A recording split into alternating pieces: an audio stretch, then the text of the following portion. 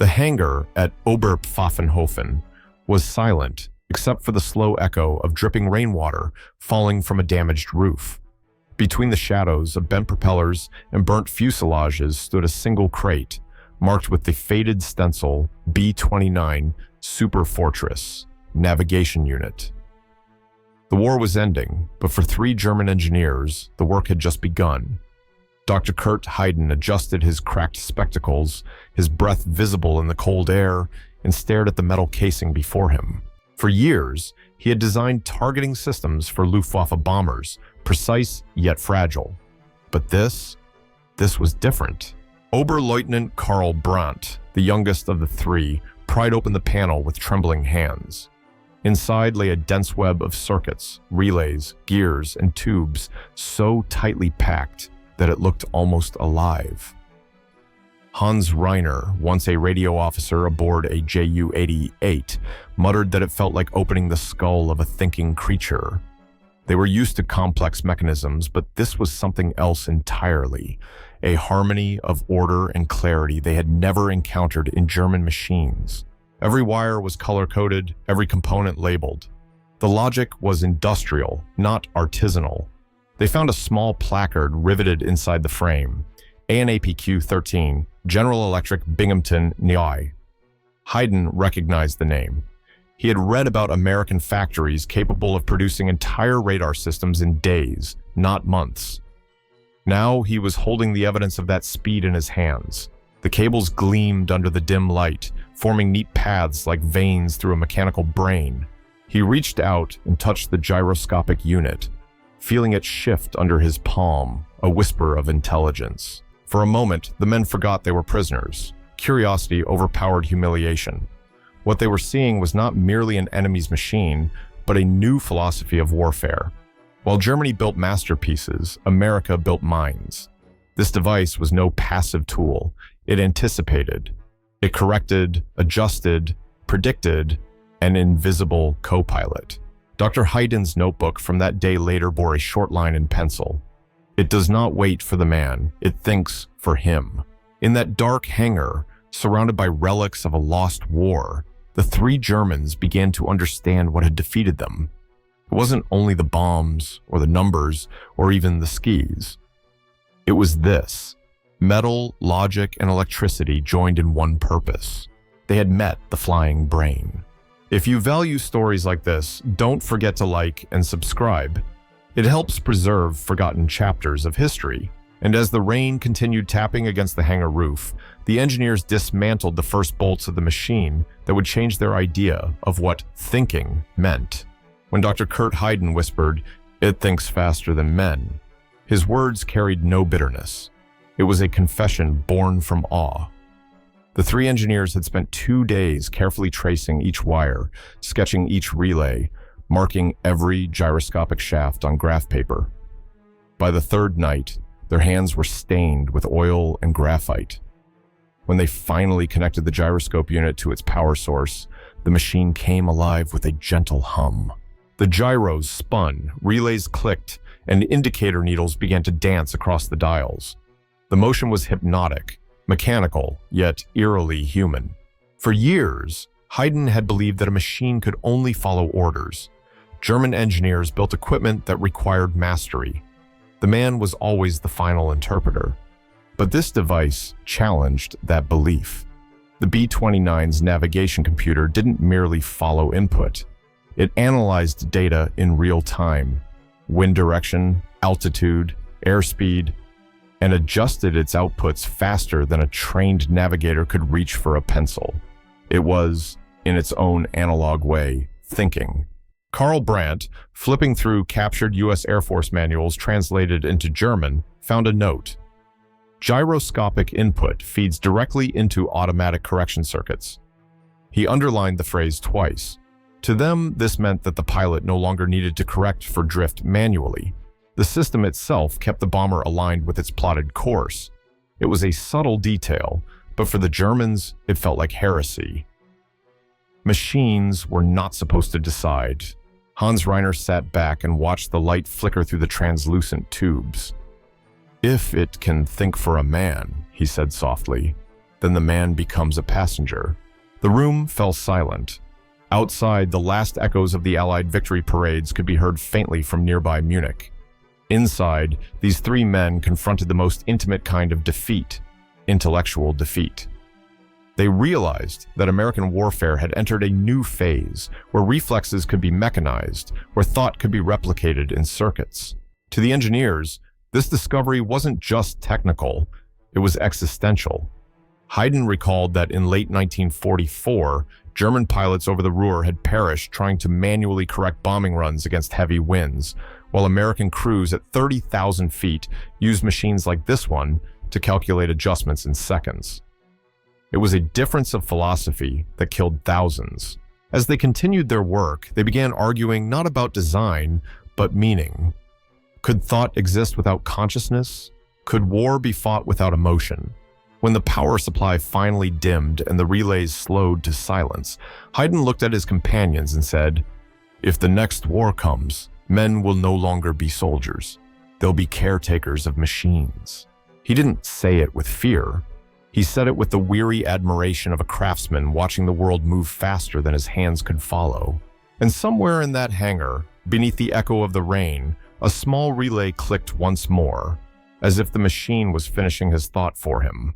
The third morning began with frost on the hangar windows and the faint crackle of a field generator warming up. The engineers huddled over the open frame of the B-29's navigation computer, their fingers numb, but their minds alive. What they were seeing now went beyond curiosity. It was an anatomy lesson in American ingenuity. They laid out each part across a wooden table scavenged from the airfield's mess hall. Relays, gyros, synchros, stepper motors, tiny rheostats, coils, every component marked with a factory code. "See this?" Brandt whispered, pointing to a serial tag. "Same part number as the fire control computer we studied yesterday." Haydn nodded slowly. The revelation was unsettling. Germany's best laboratories built one-of-a-kind masterpieces. America built systems. Every B-29 shared the same nervous system, interchangeable, replaceable, alive with standardization. They focused on the gyro compass assembly. Its spinning mass was connected to 3 servo amplifiers, which fed electric signals to potentiometers that continuously recalculated the plane's position. "Analog computing," Haydn murmured. "It doesn't count. It balances." What stunned him most was not complexity, but elegance. The machine didn't brute force equations. It solved them through harmony, each circuit correcting another until balance emerged. Hans Reiner noted the insulation color codes: blue for pitch, red for roll, yellow for yaw. Even the wiring carried logic. American engineers had designed this so any factory worker could repair it without deep theoretical knowledge. It was industrial democracy translated into circuitry. Haydn couldn't help recalling his time at Junkers, where a single miswired cable could delay production for days because only a senior engineer dared correct it. Here, it seemed anyone could. They examined the computing differential, a brass mechanism that translated gyro output into angular velocity. Haydn watched it rotate with ghostly smoothness. "It is like a brainstem," he whispered, converting thought into motion. Brandt smirked. "Or a replacement for one." During lunch, the guards offered them coffee. Reiner laughed bitterly. "Even their coffee tastes of industry," he said, staring into the tin cup. "Mass-produced, yet perfect every time." They drank in silence, surrounded by the smell of machine oil and burnt solder. As daylight faded, they powered the device again. The needles aligned instantly, settling with precision that felt almost alive. A small oscillograph recorded its responses in jagged lines, each movement perfectly timed. Haydn turned the dials gently, watching the graph react faster than his hand. "This is how the B-29 flew from Saipan to Tokyo without missing a target," he muttered. What none of them could deny anymore was that this machine embodied a kind of intelligence built on cooperation, the sum of thousands of nameless hands across American factories. It wasn't genius concentrated in one man. It was intelligence distributed through an entire nation. And as the power generator cut off for the night, the final sound wasn't silence. It was the fading whir of a gyro, still spinning in the dark, as if unwilling to stop thinking. By the time the engineers reached the final phase of disassembly, they no longer felt they were studying an enemy artifact. It had become something closer to scripture, a machine that revealed, line by line, how the war had truly been won. The B-29 Superfortress was not only a bomber, it was a mathematician in the sky. Every piece they touched, every gear and potentiometer, told the same story. Precision had become the new weapon. The Germans had built machines of power and artistry, but they had built them for short battles and nearby targets. The B-29, by contrast, was built for a world war that spanned oceans. From the runways of Tinian to the factories of Wichita, it represented the first truly global aircraft. Its navigation computer made that possible. Without it, no crew could have flown the 500-mile raids over the Pacific through jet stream winds that could shove a bomber 50 miles off course. Dr. Hayden spread open a map of Japan and traced the routes the B-29s took from the Marianas. "Look here," he said, marking the air corridors. They flew at 9 kilometers altitude in crosswinds of 200 kilometers an hour. To hit a city from that height, a navigator had seconds to correct. He tapped the machine beside him. This thing did it in less than one. The others listened. Brandt remembered reports from German meteorologists during the war, how their crews struggled even over France because manual calculations couldn't keep pace with the winds. "Our instruments needed the man," he said quietly. "Theirs made the man unnecessary." As they studied the B-29's charts, they realized the scale behind it. Between 1943 and 1945, America built nearly 4,000 of these bombers. Each one flew with 2 analog computers, and each sortie relied on thousands of data points. Wind tables, fuel flow rates, barometric readings, all unified by circuits. It was as if the entire U.S. Air Force shared one brain. Later that evening, an American officer overseeing the inspection, Captain Harold McPherson, stopped by. He poured himself a cup of coffee from a metal flask and said casually, "You know, our boys used to joke that the plane knew the way home better than the crew did."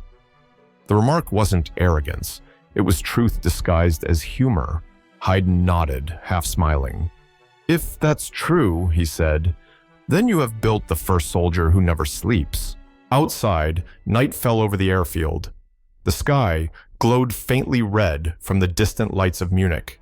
Inside the hangar, the disassembled computer lay in neat sections, its gears glinting under a single lamp, a constellation of brass and copper pieces that once guided men across an ocean. The Germans watched it in silence.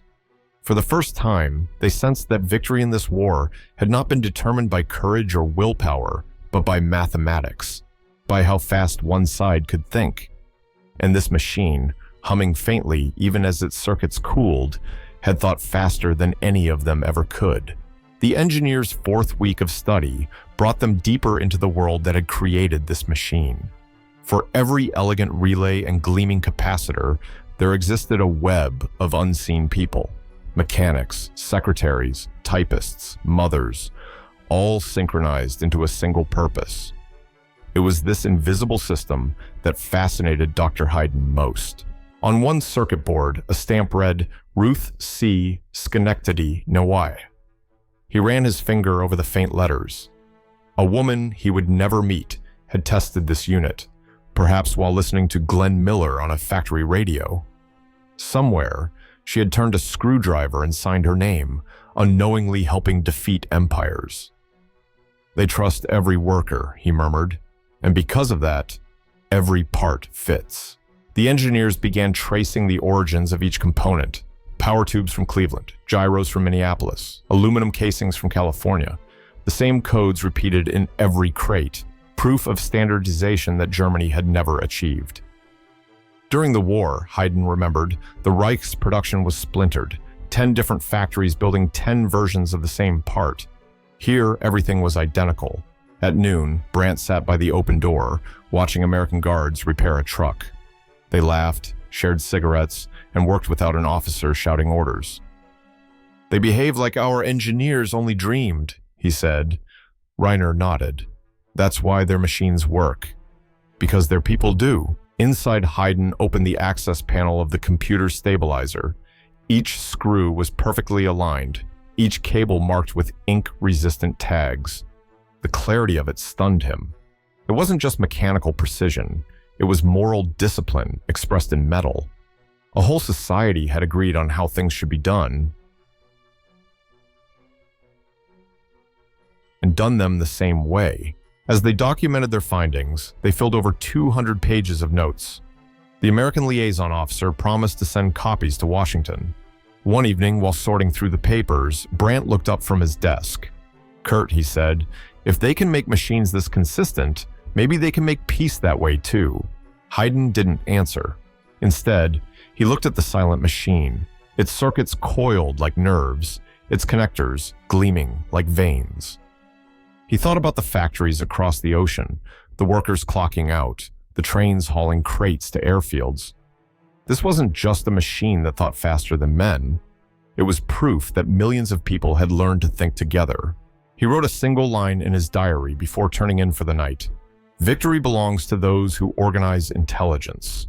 If every part of a nation works in harmony, can it ever truly be defeated? Or does such unity create a power greater than weapons? Outside, the Michigan night was calm, the sky full of slow-moving stars.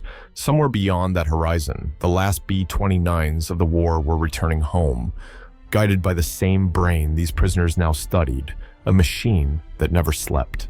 By early 1946, the study had moved beyond simple engineering notes. What began as disassembly turned into revelation. Dr. Hayden and his colleagues now understood that this navigation computer represented something larger. The first glimpse of an information weapon.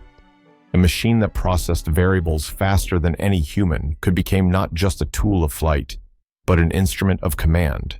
The engineers received declassified mission logs from American officers.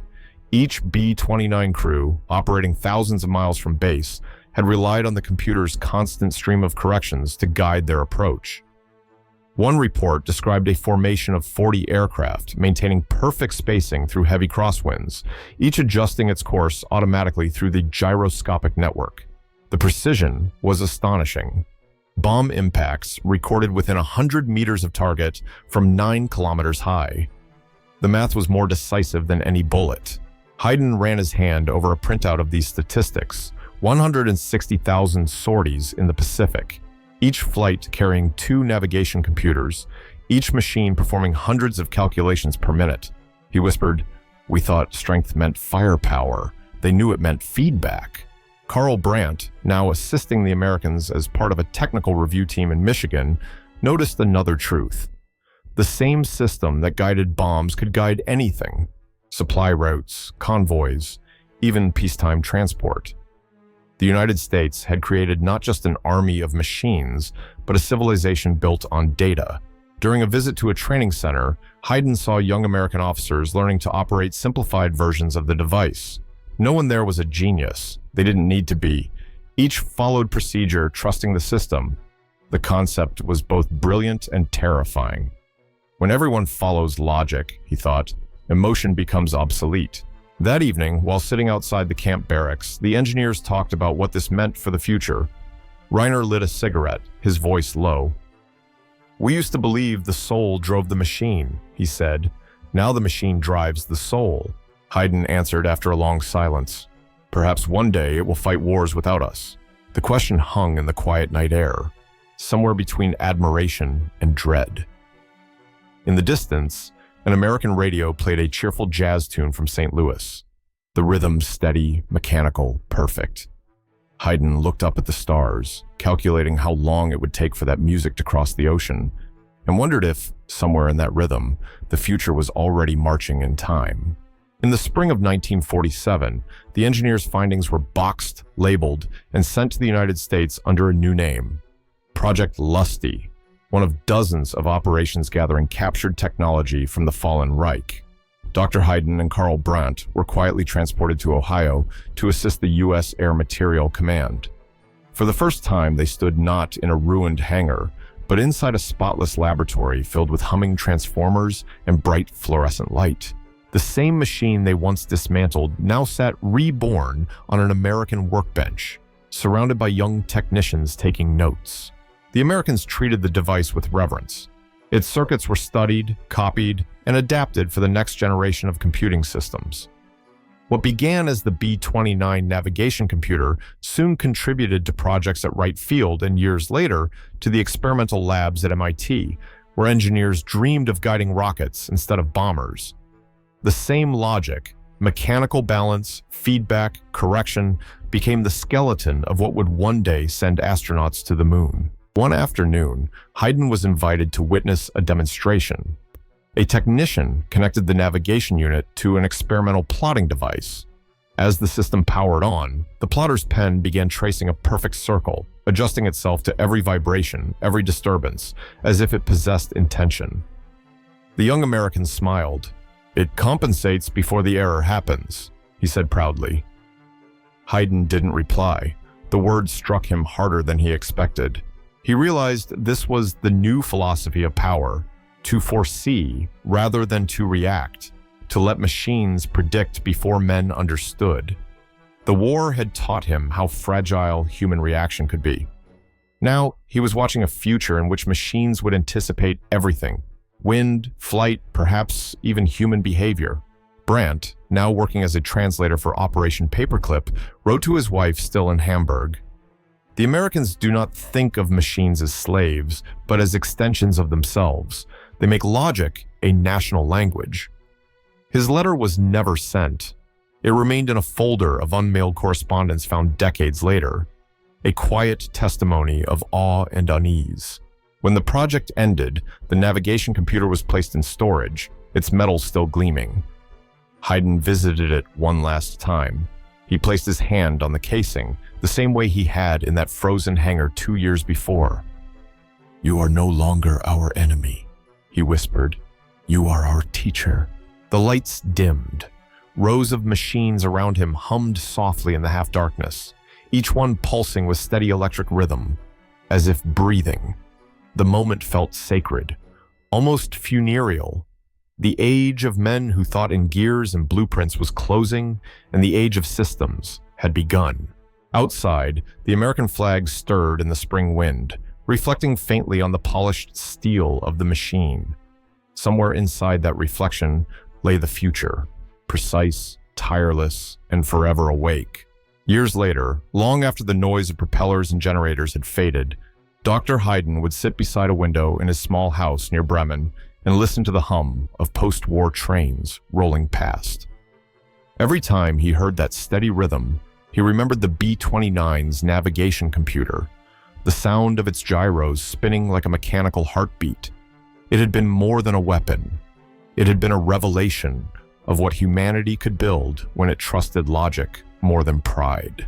In the archives of the Smithsonian and the New England Air Museum, the remnants of that same technology still rest behind glass.